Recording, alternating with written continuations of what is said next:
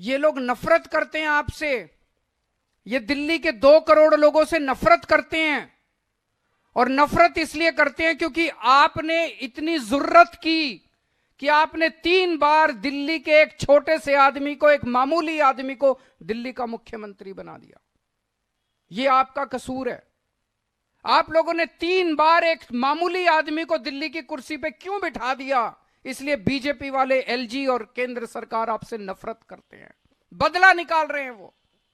याद करो, आज से 6-7 साल पहले जब मैं दिल्ली के मोहल्ला क्लिनिक बना रहा था, उस समय एमसीडी के अंदर बीजेपी की सरकार थी। मेरे बने बनाए मोहल्ला क्लिनिक बुलडोजर भेज के इन्होंने तोड़ दिए दिल्ली के अंदर। सरकारी मोहल्ला क्लिनिक दिल्ली सरकार ने बनाए। एमसीडी में बीजेपी की सरकार थी, एमसीडी वालों ने बुलडोजर भेज के दिल्ली के मोहल्ला क्लिनिक तोड़ दिए। इतने गंदे लोग कौन हो सकते हैं? जब मैं दिल्ली में जगह जगह सीसीटीवी कैमरे लगा रहा था, आज फक्र है हर दिल्ली वाले को। पूरी दुनिया में, ये मैं नहीं कह रहा, फोर्ब्स मैगजीन, इंटरनेशनल मैगजीन ने 2021 में बोला है कि पूरे दुनिया के अंदर सबसे ज्यादा सीसीटीवी कैमरे की डेंसिटी दिल्ली के अंदर है। 5 साल के अंदर दिल्ली में सबसे ज्यादा सीसीटीवी कैमरे लगवा दिए हमने।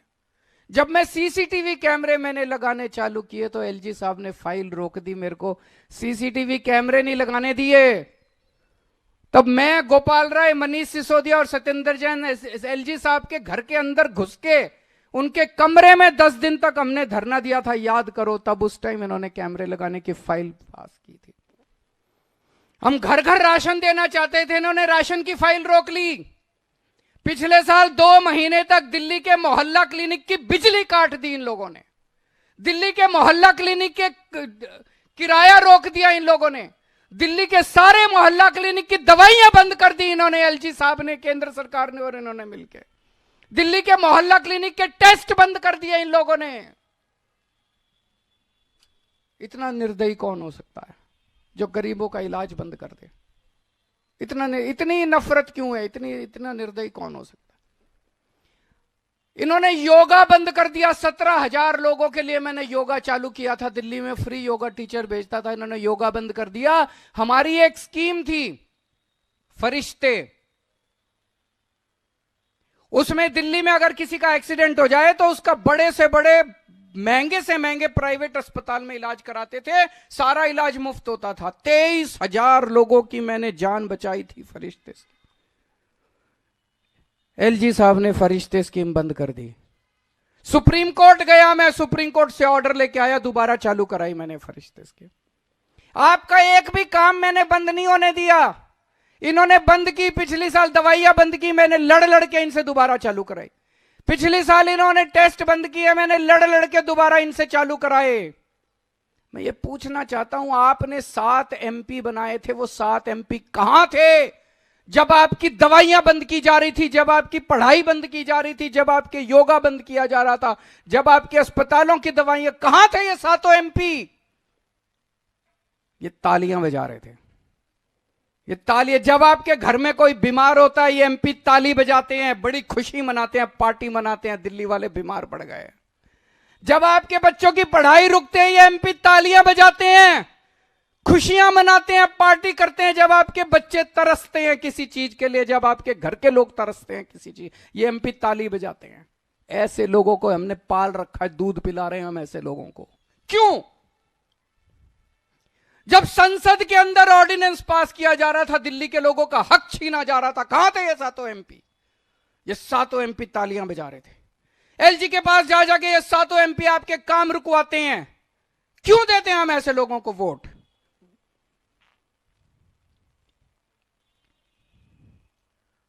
कल मैंने बिजली सब्सिडी पास की है कैबिनेट में, मैं आपको बता नहीं सकता कितना लड़ना पड़ा है मेरे को। ये चाहते हैं, मैं ये कहता हूं भाई हम अच्छे काम कर रहे हैं, तुम भी करो। हमने दिल्ली में 24 घंटे बिजली कर दी, तुम क्यों नहीं करते? तुम भी करो, यूपी में करो, मध्य प्रदेश में करो, जहां जहां, राजस्थान में करो, जहां जहां तुम्हारी सरकार है तुम करो, गुजरात में करो। हमने बिजली मुफ्त कर दी, तुम भी करो। कह रहे ना हम तो नहीं करेंगे, तेरे को भी नहीं करने देंगे। बड़ी मुश्किल से, मैं बता नहीं सकता दिल्ली वालों मैंने कितनी मुश्किल से तुम्हारी बिजली सब्सिडी पास कराई है। अगले 1 साल के लिए अब आपको बिजली फ्री मिलती रहेगी। आज मैं अकेला लड़ रहा हूं इन लोगों से, एलजी से अकेला लड़ रहा हूं, बीजेपी वालों से अकेला लड़ रहा हूं, इन 7 सांसदों से अकेला लड़ रहा हूं, केंद्र सरकार से अकेला लड़ रहा हूं। आप मेरे को बेटा मानते हो, आपने मेरे को बेटा बोला है। अगर आपने मेरे को बेटा बोला है तो अपने बेटे को अकेला तो नहीं छोड़ोगे इस तरह। आज मैं आप लोगों से निवेदन कर रहा हूं, अपील कर रहा हूं कि अपने बेटे को मजबूत करो। आपने मेरे को 70 में से एक बार 67 सीट दी, मेरे को मजबूत किया। दूसरी बात, 70 में से 62 सीट दी, मेरे हाथ मजबूत किए विधानसभा के अंदर। मैं बड़ा शुक्रगुजार हूं। आज ये जो मैं इनसे लड़ पा रहा हूं थोड़ा बहुत, ये इसी वजह से लड़ पा रहा हूं। जो भी थोड़े बहुत काम कर पा रहा हूं इसी वजह से काम कर पा रहा हूं, क्योंकि आपने इतना भारी बहुमत दिया था। अगर आपने 70 में से 40 सीट दी होती, ये बीजेपी वाले सरकार तोड़ देते, गिरा देते, खरीद लेते, डरा देते मेरे एमएलए को। ये तो आपकी दुआ है, आपकी कृपा है, आपका आशीर्वाद है, आपका प्यार है कि आपने 70 में से 62 सीट दी। इसी तरह से जैसे आपने विधानसभा में मेरे हाथ मजबूत किए, अब संसद में मेरे हाथ मजबूत कर दो। संसद में मेरे को 7 एमपी दे दो, जो इंडिया गठबंधन के हैं 7 एमपी दे दो।